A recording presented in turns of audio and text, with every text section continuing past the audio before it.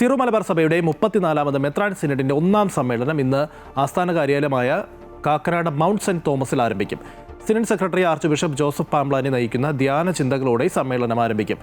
നാളെ രാവിലെ 9-ന് major arch bishop Raphael Thattil സമ്മേളനം ഉദ്ഘാടനം ചെയ്യും. 10-ാം തീയതി വരെ നീണ്ടു നിൽക്കുന്ന സിനഡിൽ ഏകീകൃത കുർബാന സംബന്ധിച്ച വിഷയവും മറ്റു ആനുകാലിക രാഷ്ട്രീയ സാമൂഹ്യ വിഷയങ്ങളും ചർച്ചയാകും. കൂടുതൽ വിശദാംശങ്ങളുമായി കൊച്ചിയിൽ നിന്നും പ്രശാന്ത് ജോസഫ് ചേരുകയാണ്. Prashant, good morning. ഈ സഭയ്ക്കുള്ളിലെ പ്രധാനപ്പെട്ട വിഷയങ്ങൾ ഈ സിനഡിൽ ചർച്ചയാകുമെന്ന് പറയുമ്പോഴും ആനുകാലിക രാഷ്ട്രീയ വിഷയങ്ങളും ഈ സിനഡിൻ്റെ പ്രധാനപ്പെട്ട ഒരു അജണ്ടയായി മാറുകയാണ്. അതായത് ഈ 2026 നടക്കാൻ പോകുന്ന നിയമസഭാ തെരഞ്ഞെടുപ്പിൽ സഭയുടെ നിലപാട്, രാഷ്ട്രീയ നിലപാട് എന്താണ് എന്ന് രൂപീകരിക്കുന്ന ചില ചർച്ചകൾ ഉണ്ടാകുമെന്നാണോ പ്രതീക്ഷിക്കേണ്ടത്?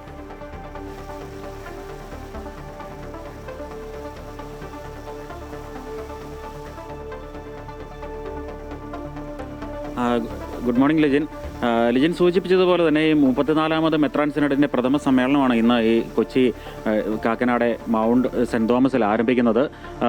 ലിജിൻ സൂചിപ്പിച്ചതുപോലെ ഇത് മറ്റ് ആനുകാലിക രാഷ്ട്രീയ സംഭവങ്ങളൊക്കെ വലിയൊരു അജണ്ട അല്ലെങ്കിൽ പോലും ഈ ചർച്ചയുടെ ഭാഗമായി ഇത്തരം വിഷയങ്ങളും ഉയർന്നു വരുമെന്ന് തന്നെ നാം കരുതേണ്ടിയിരിക്കുന്നു.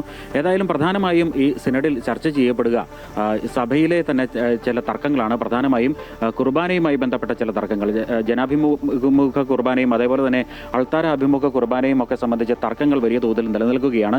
ഏകീകൃത കുർബാന നടപ്പിലാക്കണമെന്ന വത്തിക്കാന്റെ ഭാഗത്തു നിന്നുള്ള നിർദ്ദേശം ഇനിയും നടപ്പാക്കപ്പെട്ടിട്ടില്ല. ഇത് സംബന്ധിച്ചുള്ള തർക്കങ്ങൾ ഏറെക്കാലമായി നിലനിൽക്കുകയാണ്. പ്രതിഷേധങ്ങളും തർക്കങ്ങളും ഒക്കെ നിലനിൽക്കുമ്പോൾ ഈ കഴിഞ്ഞ ക്രിസ്മസ് ദിനത്തിന്റെ ചടങ്ങുകൾ, തിരുപ്പിറവിയുടെ ചടങ്ങുകൾ കത്തീഡ്രലിൽ നടത്തുവാൻ പോലും കഴിയാത്ത സാഹചര്യമുണ്ടായി. അതുപോലെ തന്നെ മുമ്പ് വൈദികരുടെ പട്ടം നൽകുന്ന ചടങ്ങ് പോലും പള്ളിയിൽ വെച്ച് കത്തീഡ്രൽ പള്ളിയിൽ വെച്ച് നടത്താൻ കഴിയാത്തൊരു സാഹചര്യമുണ്ടായി. ഇത്തരം വിഷയങ്ങളൊക്കെ സീറോ മലബാർ സഭയെ സംബന്ധിച്ചിടത്തോളം വലിയ നാണക്കേടുണ്ടാക്കിയ വിഷയങ്ങളാണ്.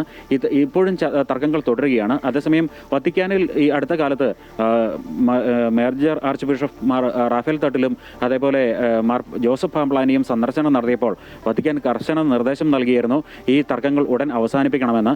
ഇവർ ഓഗസ്റ്റ് മാസം വരെ നിലവിലെ സ്ഥിതി തുടരുന്നതിന് അല്ലെങ്കിൽ സമവായം തുടരുന്നതിന് സാവകാശം തേടിയിരുന്നെങ്കിലും വത്തിക്കാൻ അതൊന്നും ആ ആവശ്യമൊന്നും അംഗീകരിച്ചിരുന്നില്ല. എത്രയും വേഗം ഈ പ്രശ്നത്തിൽ പരിഹാരം കാണണമെന്ന കർശന നിർദ്ദേശമാണ് നൽകിയിരുന്നത്. അതുകൊണ്ട് ഈ ഒരു വിഷയം തന്നെ ഈ സിനഡിൽ പ്രധാന ഒരു ചർച്ചാ വിഷയമായി മാറും. ഏതായാലും ഈ ക്രിസ്മസ് ദിനത്തിലെ ചടങ്ങുകൾ പോലും കത്തീഡ്രലിൽ നടത്താൻ കഴിയാതെ പോയ ഒരു സാഹചര്യമൊക്കെ സഭയ്ക്ക് വലിയൊരു നാണക്കേടുണ്ടാക്കി.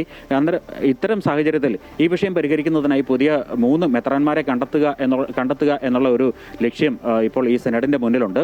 ഇതിനായി കൽദായി വിഭാഗത്തിന് ഈ സിനഡിൽ വലിയ മുൻതൂക്കമുണ്ട്. അപ്പോൾ കൽദായി വിഭാഗത്തിൽ നിന്നും 3 പേരെ തിരഞ്ഞെടുക്കാനാണ് സാധ്യത. അതേസമയം വിമത വൈദികരും തങ്ങളിൽ നിന്ന് 3 മെത്രാന്മാരെ തിരഞ്ഞെടുക്കണമെന്ന ആവശ്യവുമായി രംഗത്ത് വന്നിട്ടുണ്ട്. അവരൊരു പട്ടിക സമർപ്പിച്ചിട്ടുണ്ട്. എന്നാൽ വത്തിക്കാനിൽ നിന്നും പ്രധാനമായും പരിഗണിക്കപ്പെടുക ഈ കൽദായി വിഭാഗം മുന്നോട്ട് വെച്ചിരിക്കുന്ന പട്ടികയിൽ നിന്ന് തന്നെ 3 മെത്രാന്മാരെ കണ്ടെത്താനായിരിക്കുമെന്നാണ് നമുക്ക് ലഭ്യമാകുന്ന സൂചനകൾ. ഏതായാലും ഇത്തരം വിഷയങ്ങൾ വലിയ ഒരു ചർച്ച തന്നെ ഈ സിനഡിൽ ഉണ്ടാകുമെന്ന് തന്നെയാണ് നമ്മൾ മനസ്സിലാക്കുന്നത്. ഏതായാലും ഈ സഭയുടെ ആഭ്യന്തര വിഷയങ്ങൾ തന്നെയാവും പ്രധാനമായും ഇതിൽ അജണ്ടകളായി മാറുക. എന്നാൽ അതോടൊപ്പം തന്നെ ലിജിൻ മുമ്പ് സൂചിപ്പിച്ചതുപോലെ നിയമസഭാ തെരഞ്ഞെടുപ്പ് വരാനിരിക്കുന്നു. വടക്കേന്ത്യയിലെ അടക്കം ക്രൈസ്തവർക്ക് നേരെ ഉണ്ടാകുന്ന അതിക്രമങ്ങൾ, ഇത്തരം വിഷയങ്ങളൊക്കെ ഒരുപക്ഷെ ഇതിൽ ചർച്ചയായേക്കും. ഏതായാലും സഭയെ സംബന്ധിച്ചിടത്തോളം ഏതായാലും ഒരു രാഷ്ട്രീയ പാർട്ടിയെ പിന്തുണയ്ക്കുകയോ വിമർശിക്കുകയോ ചെയ്യുന്ന ഒരു നിലപാടില്ല. എന്നാൽ സർക്കാരുകളുടെ നടപടികളെ വിമർശിക്കുകയോ പിന്തുണയ്ക്കുകയോ ഒക്കെ ചെയ്യുന്ന നടപടികളാണ് ഉണ്ടാവുക. ഏതായാലും ഈ പറഞ്ഞ ഏതാനും മാസങ്ങൾക്കുള്ളിൽ നിയമസഭാ തെരഞ്ഞെടുപ്പ് വരാനിരിക്കെ ഈ സഭ ഉയർത്തുന്ന വിമർശനങ്ങൾ, പ്രത്യേകിച്ച് അധ്യാപക നിയമനം അടക്കമുള്ള വിഷയങ്ങളിൽ സഭയുടെ ഭാഗത്തുനിന്നും വിമർശനങ്ങൾ ഉണ്ടാകാനുള്ള സാധ്യതയുണ്ട്. അതേപോലെ തന്നെ വടക്കേന്ത്യയിൽ വിവിധ ഇടങ്ങളിൽ ഈ അടുത്ത നാളുകളിൽ മിഷണറിമാർക്കും സന്യസ്തർക്കും വൈദികർക്കുമൊക്കെ നേരെ ഉണ്ടായ അതിക്രമങ്ങളുമൊക്കെ ചർച്ച ചെയ്യപ്പെടാൻ സാധ്യതയുണ്ട്. ഇതിനൊക്കെ ഇടയ്ക്ക് നമുക്ക് കാണേണ്ട മറ്റൊരു കാര്യം കൂടിയുണ്ട്. വത്തിക്കാനിൽ കർദിനാൾമാരുടെ ഒരു അസാധാരണ കൺസിസ്റ്ററി നടക്കുകയാണ്. ഇതിൽ പുതിയ കർദിനാൾമാരുടെ പട്ടിക പുറത്തിറക്കും. ഇതിൽ മാർ റാഫേൽ തട്ടിൽ, ഇപ്പോൾ സീറോ മലബാർ സഭയുടെ മേജർ ആർച്ച് ബിഷപ്പായിട്ടുള്ള മാർ റാഫേൽ തട്ടിൽ കർദിനാളായി പരിഗണിക്കപ്പെടുമോ എന്നുള്ള ഒരു കാര്യവും കൂടെ ഉറ്റുനോക്കുന്നുണ്ട്. ഏതായാലും ഇന്ന് തുടങ്ങുന്ന ഈ മെത്രാന്മാരുടെ സിനഡ് 10-ാം തീയതി വരെ നീണ്ടു നിൽക്കും. 10-ാം തീയതിയാണ് സിനഡ് സമാപിക്കുക. അതിനിടെ ഇത്തരം നിരവധി വിഷയങ്ങൾ ചർച്ച ചെയ്യപ്പെടുമെന്ന് തന്നെയാണ് കരുതേണ്ടത് ലിജിൻ. ശരി, എന്തായാലും സീറോ മലബാർ സഭയുടെ സിനഡ് സമ്മേളനം ഇന്ന് ആരംഭിക്കുകയാണ്. ഏറ്റവും പ്രധാനമായും കുർബാന തർക്ക പരിഹാരം അടക്കമുള്ള വിഷയങ്ങളാണ് പ്രധാന അജണ്ട എന്ന് പറയുമ്പോഴും നിലവിലത്തെ രാഷ്ട്രീയ സാഹചര്യം, അതോടൊപ്പം തന്നെ വരാൻ പോകുന്ന തെരഞ്ഞെടുപ്പിലൊക്കെ എന്ത് നിലപാടാണ് സഭ സ്വീകരിക്കേണ്ടത് എന്നതടക്കമുള്ള കാര്യങ്ങളിലും ഒരു അഭിപ്രായ രൂപീകരണം ഒരുപക്ഷെ ഇന്നത്തെ സിനഡിൽ ഉണ്ടായേക്കും. 10-ാം തീയതി വരെ നീണ്ടു നിൽക്കുന്ന സിനഡാണ്. പ്രശാന്ത് ജോസഫാണ് വിവരങ്ങൾ നൽകിയത്.